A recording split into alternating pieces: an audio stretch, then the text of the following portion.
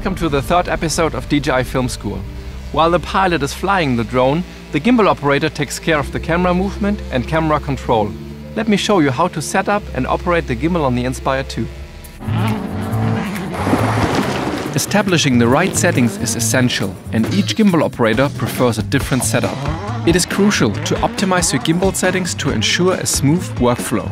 You need to be able to work intuitively with your remote control. Set up your personal preferences and keep practicing. The movements will feel more natural each time as they are transferred to your muscle memory. When it comes to the gimbal stick configuration, some people like to have the gimbal pan and tilt on the same individual stick. Others prefer to separate the pan and tilt onto two different sticks. This can be helpful to control the axis independently, which often results in a smoother image. Make sure to map the gimbal roll on one stick so you can correct the horizon as well if needed. One of the most important things when operating the drone camera gimbal is finding the right gimbal speed settings.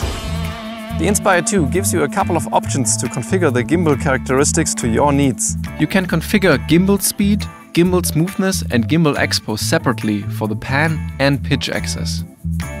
Configuring the gimbal for fast action sports often requires a different setup compared to shooting a landscape scene, for example.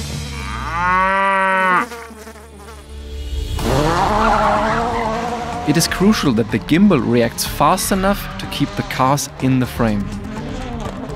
On the other hand, we don't want the speed of the gimbal to be too fast, otherwise we would have to continually correct the framing to keep the subject in frame. The shot would be ruined if there was an abrupt camera movement caused by the gimbal operator. Sometimes you also have to adjust your gimbal settings depending on your location to find the optimal balance between speed and precision. Try to start with values somewhere in the middle of the range and check if your settings are too fast or too slow.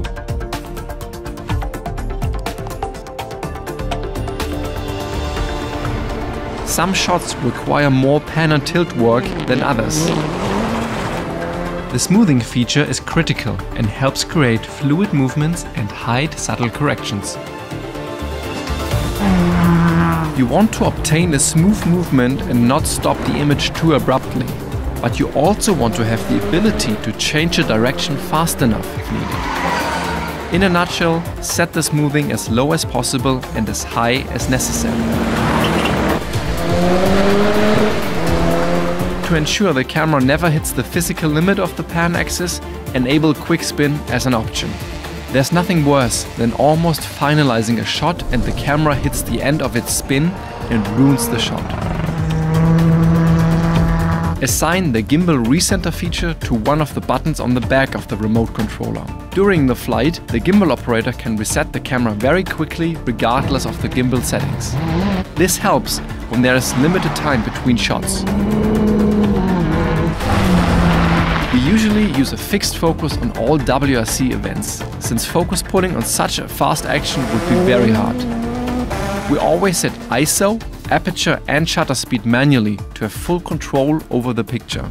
The shutter speed should be double the frame rate to maintain a good balance between excessive and insufficient motion blur. Use ND filters for bright conditions to bring down the shutter speed.